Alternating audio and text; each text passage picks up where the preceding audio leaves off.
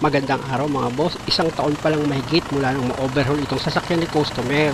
Kaya lang pag angat ko ng hood, yung singaw ng makina, grabe yung init at nang pinisil ko itong upper radiator hose niya, ang tigas niyan mga boss, masyadong malakas yung pressure. Kaya buksan ko itong cup ng radiator niya. Kung makikita nyo, ang lakas tumalsik ng tubig niya nung tinanggal ko itong radiator cup niya. Tignan nyo, diba? Grabe yung pressure niya. Kaya tinanong ko si customer kung hindi ba nag-overheat itong sasakyan niya. Yung makina, binaba na. Dapat malambot lang ito eh. Oo. Ayan o, tigas o. Isa po, putok ang hose niya. Sobrang tigas eh. Init ng makina eh. Pag angat ko kasi ng hood mga boss, yung singaw niya, grabe sa init. Normal yung init niya. Pakipatay nga po makina ma'am. Mga radiator, ano niya ba to? Oo, napalinis na to. Oo, napalinis na yan. Kasi dati may tumatagas. Itong thermostat, yan ang hindi ko ano kasi iniwan. Hindi nyo alam? Sa ano eh. Di bali, ako na lang mag-aalam.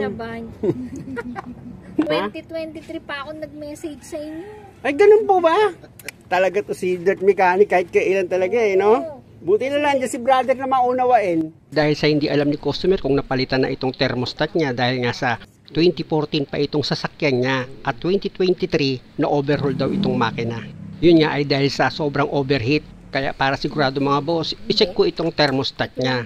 Tanggalin ko itong upper radiator hose. Meron lang naman kayong dalawang clamp na luluwagan dyan. Pag maluwag na, pwede nyo na ngayon hugutin itong upper radiator hose. Ayan, ganun lang siya kadali mga boss kung mag-check kayo ng thermostat at ganitong klase rin yung sasakyan nyo.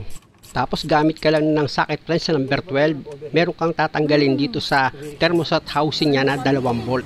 Pero, para hindi ka mapasok, palamigin mo muna yung makina kung ikaw ang gagawa. Baka naman maaksidente ka. Kasi ako mga boss, habang tinatanggal ko yung mga bolt niya, pati itong hose, siyempre mainit itong makina. Eh medyo kaya na rin ng kamay ko yung sobrang init. Kaya, kaya kong magtanggal kahit mainit. Pero pag kayo, palamigin nyo yung makina. Ayan mga boss, natanggal ko na itong housing ng thermostat. At nung makita ko nga itong thermostat niya, puro kalawang na yan mga boss. At yung pinakagoma nitong thermostat niya, nung makita ko yan, may mga hiwa-hiwa na siya.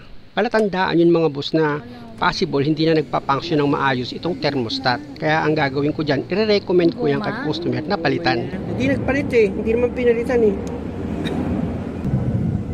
Mula na naman, hindi pa nagpalit nito no? Anong model to? Ito ha? 14? Ito, 14. Hindi pa kayo nagpalit mula nung ano? Wala pa. At dahil sa hindi naman pala ito napalitan ng thermostat, nag-recommend ako kay customer na palitan ito ng bagong thermostat. At yung gasket nito mga boss, pagtanggal ko nitong housing, durog na siya, napunit na. Kaya ang ginawa ko, nagpabili ako nitong belly weight gasket. Tapos binakat ko na lang yan mga boss, pinalo-palo ko para makuha ko yung forma ng housing ng thermostat. At nung bumakat na siya mga boss, dahil sa pagkakapalo ko, ayan, ginugupit ko na ngayon. Ganun lang naman ang paggawa ng gasket para hindi na kayo mahirapan pa. At dahil sa nakagawa na ako ng gasket, ito na ngayon mga boss yung bagong thermostat na binili ni customer. Sa paglagay niyan mga boss, same position lang naman. Kung paano mo tinanggal yung lumang thermostat, ganun din ang position pag inilagay mo na itong bago. At itong gasket niya naman, nilagyan ko muna yan ng beta gray bago ko ilagay dito sa housing ng thermostat. Ayan na mga boss, ilalagay ko na itong gasket ng housing ng thermostat. Pag nailapat mo na ng maayos yung gasket dito sa thermostat, pwede mo na ngayon ilagay itong 1 bolt. Tapos ipakapit mo na yan dito sa thread niya. Pag okay na, yung 1 bolt naman ang ilagay mo, ipakapit mo na rin sa thread niya. Tsaka mo ngayon gamitan yan ng socket wrench sa number 12 para maipinal mo na yung paghigpit dito sa 2 bolt ng housing ng thermostat mo. I-check nyo maigi yung pagkakahigpit nyo mga boss para sigurado kayo na hindi magkasnyaw sa gasket niya. Yun lang mga boss, umulan na naman dito sa pwesto ko. Pero hindi naman hadlang yan, tuloy pa rin ako sa pagtatrabaho. Kaya pinahiran ko ng beta gray itong pagkakabitan ko ng upper radiator hose.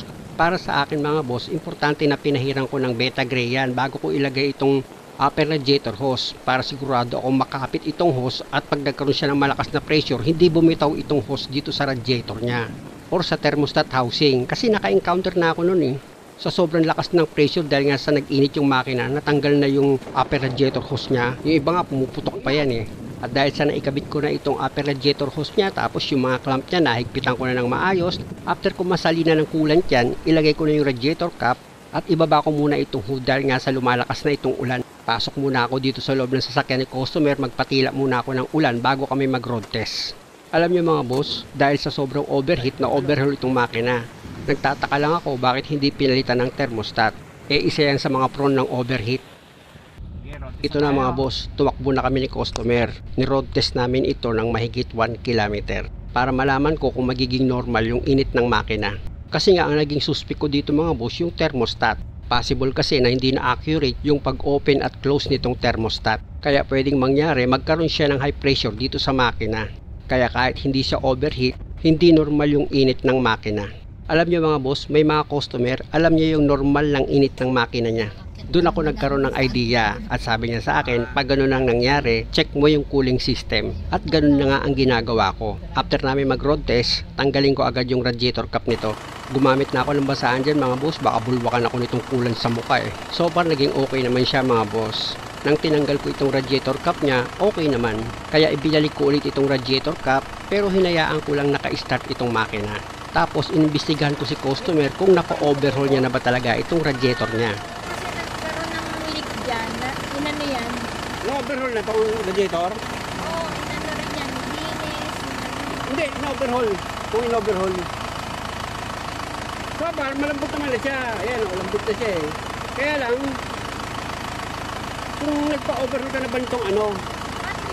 Ma'am, yung tatanggalin itong ibabaw, tapos na ano? Tapos may hininang mga parang nagkakaroon ng tapos yan, inano yan may ano dyan. Yan yung mga hinang. Okay naman. Ma'am, wala, hindi kita mahan. Di ba kanya talaga matigas siya ito, di lumambot ka siya. Kaya ba yun? Alin po? So, pwede nga yung thermostat niya, mag-o-open na siya. Oo, mabilis siya mag-open, kaya ano, ayan, lumambot na siya, oh. Tsaka kasi, no, kaya lang, hindi ko rin siyempre natin maano, dahil nga yung panahon, lumabig bigla, kaya hindi ko rin masigurado. Pero sa nakita ko, ma'am, isa rin yung thermostat sa ano, sa maring, malambot na siya, oh. Ano ba? Kaya na kasi parang bato, hindi ko maano yan, tigas-tigas eh. Ngayon, okay na, lambot na siya. Yung thermostat yung napalitan. Yung thermostat yan, ever since di pa napalitan yung wala, hindi pa napalitan. Ilapit ko itong camera mga boss dahil nga sa habang tumatagal na naka-start itong makina ni customer, nagkakaroon siya ng ingay parang sa bearing o dito sa belt. Tinanong ko nga si customer kung may naririnig sila. Diba? Sa belt. Patay nga. Palitan mo ito. Baka makuha naman sa ano? Hindi pa kasi ako sigurado mga boss kaya hindi ko pa direktang sinagot si customer sa tanong niya. I-check ko muna maigi yan para hindi magastos ang trabaho. At dahil napatunayan ko na dito lang nanggagaling ang ingay sa mga belt niya at sa nakita ko naman okay pa naman itong mga belt niya kaya i-adjust ko lang yan. Sa alternator ako magsisimula. Luwagan ko yung bolt dito sa ibabaw ng alternator at pag maluwag na yan gumamit ka ng tubo. Itulak mo yung alternator, pabukahin mo siya para yung belt ng alternator mabanat siya or mag-a-adjust siya para yung dating maluwag na belt mo sa alternator, sumikip naman siya. After mo ma-adjust yung belt, higpitan mo na agad yung bolt na niluwagan mo dito sa alternator.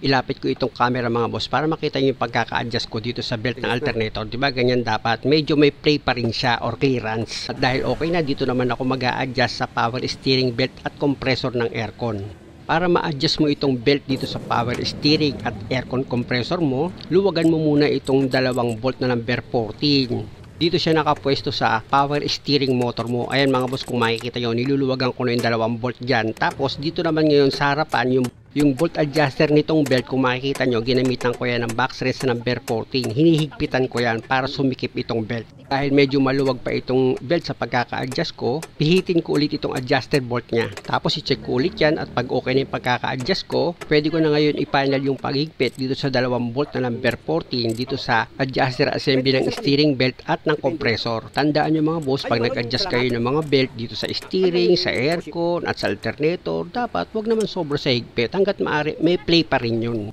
Pag okay na, pa-start ko na itong makina. Yun! Oh, diba? Wala ingay. Oh.